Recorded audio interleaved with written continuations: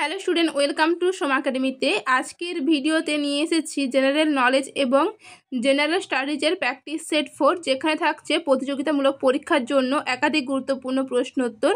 এই প্রশ্নগুলো WBP, KP এছাড়া বিভিন্ন চাকরির পরীক্ষার জন্য অত্যন্ত গুরুত্বপূর্ণ। তোমরা অবশ্যই ভিডিওটি প্রথম থেকে শেষ পর্যন্ত দেখো এবং উত্তরগুলো দেওয়ার চেষ্টা করো। তাহলে চলো শুরু করা যাক। প্রথম প্রশ্ন হলো, কোন ভারতীয় বিমানবন্দরটি বিশ্বের সবচেয়ে ব্যস্ততম একক রানওয়ে বিমানবন্দর হয়ে উঠেছে?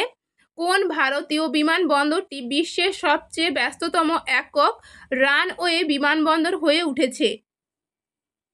সঠিক উত্তরটি হলো অপশন বি, ছত্রপতি শিবাজি মহারাজ আন্তর্জাতিক বিমানবন্দর। পরের প্রশ্ন হলো, ভারতের বৃহত্তম মরুভূমির নাম কি? ভারতের বৃহত্তম মরুভূমির নাম কি? সঠিক উত্তরটি হলো অপশন বি, থর মরুভূমি। রাজস্থান রাজ্যের পশ্চিম অংশে অবস্থিত। এটি হচ্ছে গ্রেট ইন্ডিয়ান ডেজার্ট নামেও পরিচিত। পরের প্রশ্ন হলো, তুঙ্গভদ্রা অভয়ারণ্য কোথায় অবস্থিত? তুঙ্গভদ্রা অভয়ারণ্য কোথায় অবস্থিত? সঠিক উত্তরটি হলো অপশন বি, কর্ণাটকে। তুঙ্গভদ্রা অভয়ারণ্য কর্ণাটকের বেল্লারি জেলায় অবস্থিত। এখানে বাঘ, চিতা এবং কুমির প্রধান প্রাণী। পরের প্রশ্ন হলো, ভারতীয় সংবিধানের কোন ধারায় গ্রাম পঞ্চায়েত সংগঠনকে বর্ণনা করা হয়েছে? ভারতীয় সংবিধানের কোন ধারায় গ্রাম পঞ্চায়েত সংগঠনকে বর্ণনা করা হয়েছে? সঠিক উত্তরটি হলো অপশন সি, 40 নম্বর ধারায়। 40 নম্বর ধারায় পঞ্চায়েত রাজ প্রতিষ্ঠা এবং সংগঠন সম্বন্ধে বলা হয়েছে। পরের প্রশ্ন হলো, ভারতের জাতীয় কংগ্রেসের প্রথম অধিবেশন কোথায় হয়েছিল? ভারতের জাতীয় কংগ্রেসের প্রথম অধিবেশন কোথায় হয়েছিল? সঠিক উত্তরটি হলো অপশন বি, বোম্বেতে। ভারতীয় জাতীয় কংগ্রেস 1885 সালে বোম্বেতে অবসরপ্রাপ্ত সিভিল সার্ভিস আধিকারিক অ্যালান অক্টাভিয়ান হিউমের উদ্যোগে প্রথম এই অধিবেশন অনুষ্ঠিত হয়। পরের প্রশ্ন হলো, নিচের কোন দুটি রাজ্যের মধ্যে কাবেরী নদীর জলের জন্য বিরোধ? নিচের কোন দুটি রাজ্যের মধ্যে কাবেরী নদীর জলের জন্য বিরোধ?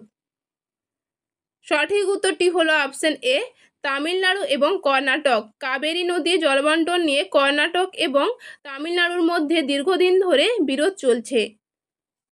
পরের প্রশ্ন হলো, সলবাই সন্ধি কাদের মধ্যে স্বাক্ষরিত হয়েছিল?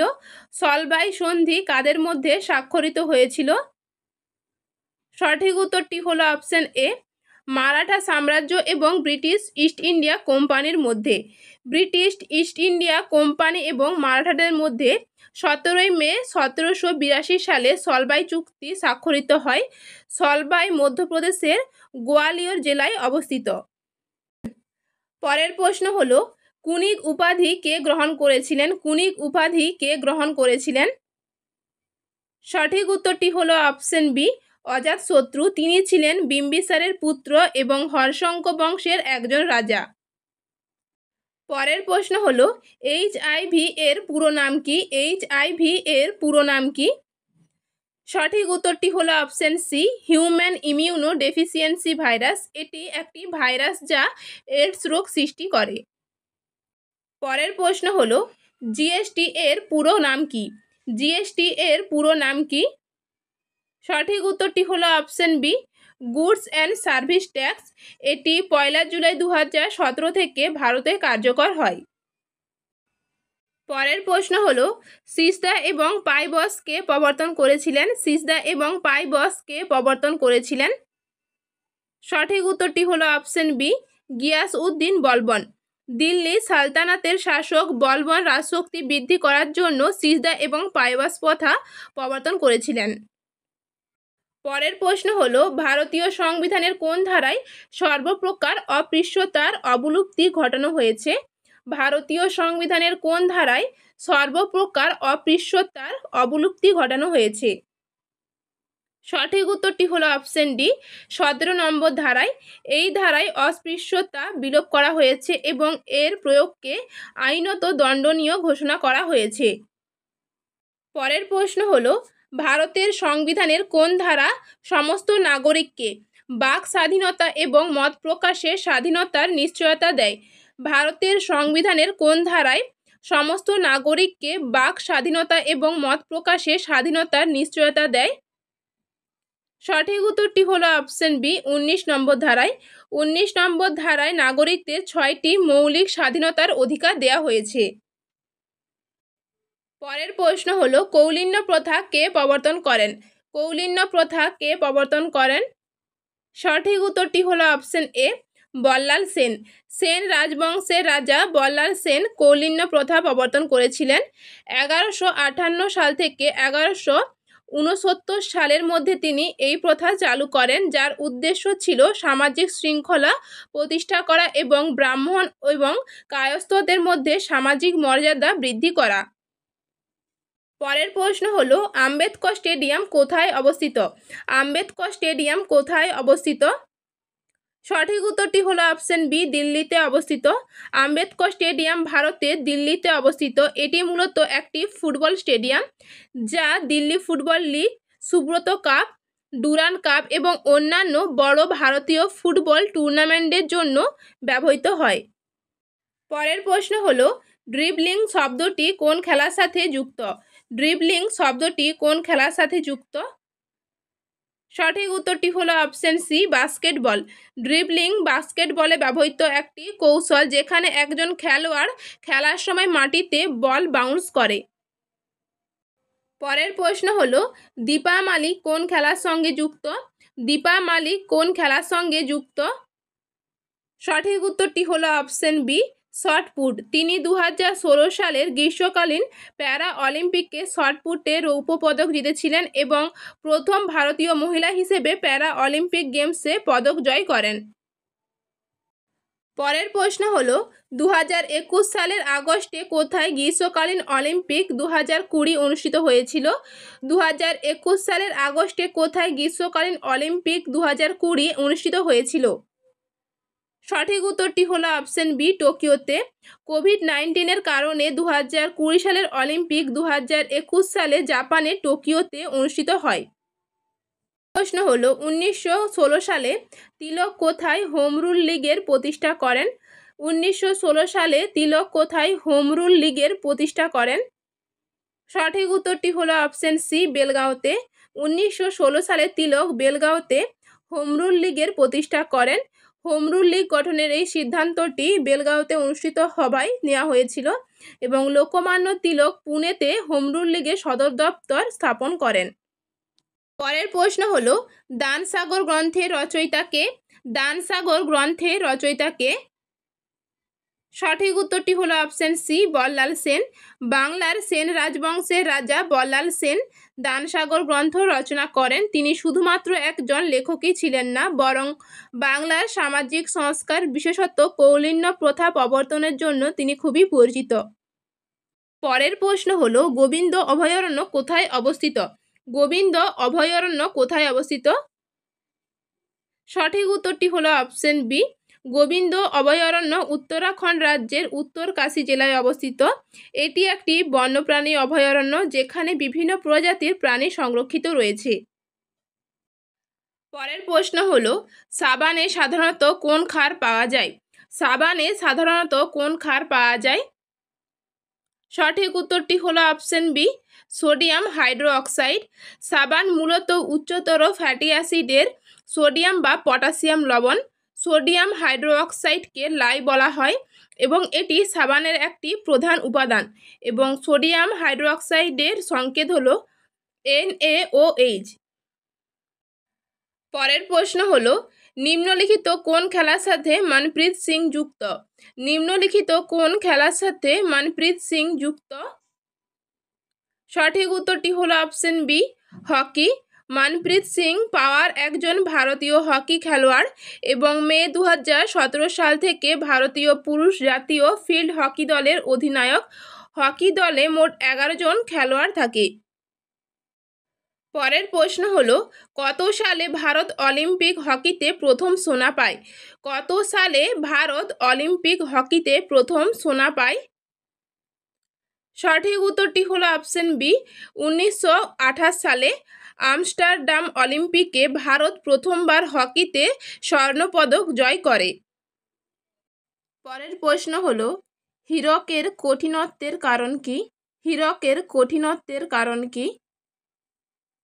সঠিক উত্তরটি হলো অপশন বি, চতুস্তলক গঠন। হীরক চতুস্তলক গঠন থাকার কারণে সবচেয়ে কঠিন পদার্থ। পরের প্রশ্ন হলো কোন ভিটামিনের অভাবে স্কার্ভি রোগ হয়? কোন ভিটামিনের অভাবে স্কার্ভি রোগ হয়? সঠিক উত্তরটি হলো option C, vitamin C. Vitamin C এর অভাবে স্কার্ভি রোগ হয়। উপসর্গ হলো দাঁতের মাড়ি থেকে রক্তপাত, দুর্বলতা, মাড়ি ফুলে যাওয়া ইত্যাদি। পরের প্রশ্ন হলো সুভাষ মুখোপাধ্যায়ের ছদ্মনাম কি? সুভাষ মুখোপাধ্যায়ের ছদ্মনাম কি? সঠিক উত্তরটি হলো অপশন এ, ঢোল গোবিন্দ। সুভাষ মুখোপাধ্যায়ের ছদ্মনামগুলি হলো পদাতিক এবং ঢোল গোবিন্দ। 1940 সালে প্রকাশিত তার প্রথম কাব্যগ্রন্থের নামেই তিনি পদাতিক ছদ্মনামটি ব্যবহার করেছিলেন। তো ডিয়ার স্টুডেন্ট, ভিডিওটি ভালো লাগলে অবশ্যই লাইক করে দিও এবং কমেন্টে উত্তরগুলি দেওয়ার চেষ্টা করো এবং চ্যানেলে নতুন হলে চ্যানেলটি সাবস্ক্রাইব করে নিও। পরের প্রশ্ন দেখে নেব। পরের প্রশ্ন হলো গ্রানা এবং স্ট্রোমা কোথায় থাকে? গ্রানা এবং স্ট্রোমা কোথায় থাকে? সঠিক উত্তরটি হলো অপশন সি, ক্লোরোপ্লাস্টে। গ্রানা হলো থাইলাকয়েডের স্তূপ যা ক্লোরোপ্লাস্টের ভেতরে একে অপরের উপর সাজানো থাকে, আর স্ট্রোমা হলো ক্লোরোপ্লাস্টের ভেতরে সেই অংশ যেখানে এই গ্রানাগুলো ঝুলে থাকে। পরের প্রশ্ন হলো কে শকাব্দ প্রবর্তন করেন? কে শকাব্দ প্রবর্তন করেন? সঠিক উত্তরটি হলো অপশন বি, কুষাণ সম্রাট প্রথম কনিষ্ক। তিনি 78 খ্রিস্টাব্দে সিংহাসনে আরোহণ করেন এবং সেই বছর থেকেই শকাব্দ বর্ষপঞ্জির সূচনা হয়। পরের প্রশ্ন হলো পৃথিবীর উচ্চতম পর্বতশৃঙ্গ কোনটি? পৃথিবীর উচ্চতম পর্বতশৃঙ্গ কোনটি? সঠিক উত্তরটি হলো অপশন সি, মাউন্ট এভারেস্ট। এর উচ্চতা 8848 মিটার।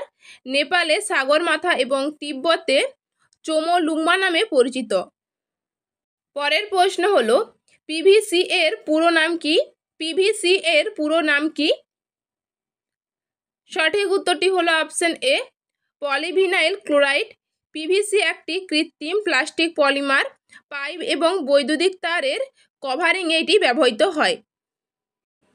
পরের প্রশ্ন হলো সংবিধানের কোন ধারায় রাষ্ট্রপতি দেশে জরুরি অবস্থা ঘোষণা করতে পারেন? সংবিধানের কোন ধারায় রাষ্ট্রপতি দেশে জরুরি অবস্থা ঘোষণা করতে পারেন? সঠিক উত্তরটি হলো অপশন এ, 352 নম্বর ধারায়।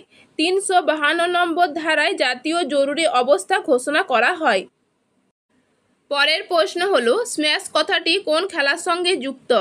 স্ম্যাশ কথাটি কোন খেলার সঙ্গে যুক্ত? সঠিক উত্তরটি হলো অপশন এ, লন টেনিস।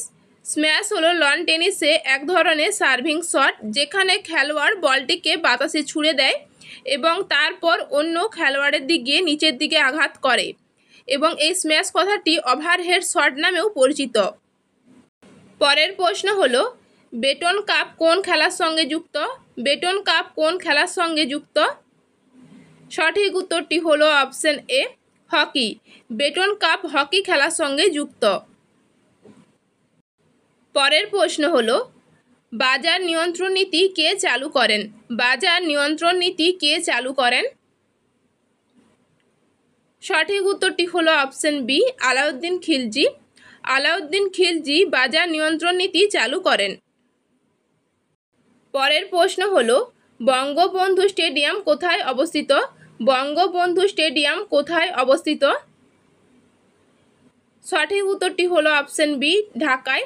বাংলাদেশের জাতীয় স্টেডিয়াম বঙ্গবন্ধু জাতীয় স্টেডিয়াম ঢাকায় অবস্থিত। পরের প্রশ্ন হলো পদ্মভূষণ পুরস্কার প্রাপ্ত পণ্ডিত নিখিল জ্যোতি ঘোষ কোন বাদ্যযন্ত্র বাজাতেন? পদ্মভূষণ পুরস্কার প্রাপ্ত পণ্ডিত নিখিল জ্যোতি ঘোষ কোন বাদ্যযন্ত্র বাজাতেন? সঠিক উত্তরটি হলো অপশন বি, তবলা। পণ্ডিত নিখিল জ্যোতি ঘোষ একজন ভারতীয় সঙ্গীতজ্ঞ, শিক্ষক এবং লেখক ছিলেন যিনি তবলায় দক্ষতার জন্য পরিচিত ছিলেন। পরের প্রশ্ন হলো সুনীল ছেত্রী কোন খেলার সঙ্গে যুক্ত? সুনীল ছেত্রী কোন খেলার সঙ্গে যুক্ত? সঠিক উত্তরটি হলো অপশন এ ফুটবল। তিনি ক্যাপ্টেন ফ্যান্টাস্টিক নামেও পরিচিত। পরের প্রশ্ন হলো সংবিধানের কোন সংশোধনী ভোটদানের বয়স 21 থেকে কমিয়ে 18 বছর করেছে? সংবিধানের কোন সংশোধনী ভোটদানের বয়স 21 থেকে কমিয়ে 18 বছর করেছে? সঠিক উত্তরটি হলো অপশন ডি 61তম সংশোধনী। 1988 সালে এই সংশোধনী পাস হয়, যার মাধ্যমে ভোটাধিকার বয়স 21 থেকে কমিয়ে 18 বছর করা হয়। পরের প্রশ্ন হলো ভারতের দীর্ঘতম নদী কোনটি? ভারতের দীর্ঘতম নদী কোনটি? সঠিক উত্তরটি হলো অপশন বি গঙ্গা। গঙ্গা নদীর দৈর্ঘ্য প্রায় 2525 কিমি। এটি ভারতের দীর্ঘতম নদী। গঙ্গা নদী হিমালয়ের গঙ্গোত্রী হিমবাহ থেকে উৎপন্ন হয়ে ভারতের উত্তরপ্রদেশ, বিহার, পশ্চিমবঙ্গের উপর দিয়ে প্রবাহিত হয়ে অবশেষে বঙ্গোপসাগরে মিলিত হয়েছে। পরের প্রশ্ন এবং আজকে শেষ প্রশ্ন এবং তোমাদের জন্য হোম টাস্ক রইল, JFM এর পুরো নাম কি? JFM এর পুরো নাম কি? তোমরা কমেন্টে উত্তরটি দিও। তো ডিয়ার স্টুডেন্ট, এই ছিল আজকের প্র্যাকটিস সেট 4। তোমাদের ভিডিওটি কেমন লাগলো অবশ্যই কমেন্ট করে জানিও। ভিডিওটি ভালো লাগলে অবশ্যই লাইক, শেয়ার এবং চ্যানেলে নতুন হলে চ্যানেলটি সাবস্ক্রাইব করে পাশে থেকো। তোমাদের কোন টপিকের ওপর ভিডিও চাই অবশ্যই কমেন্ট করো। আবারও দেখা হবে পরের ভিডিওতে।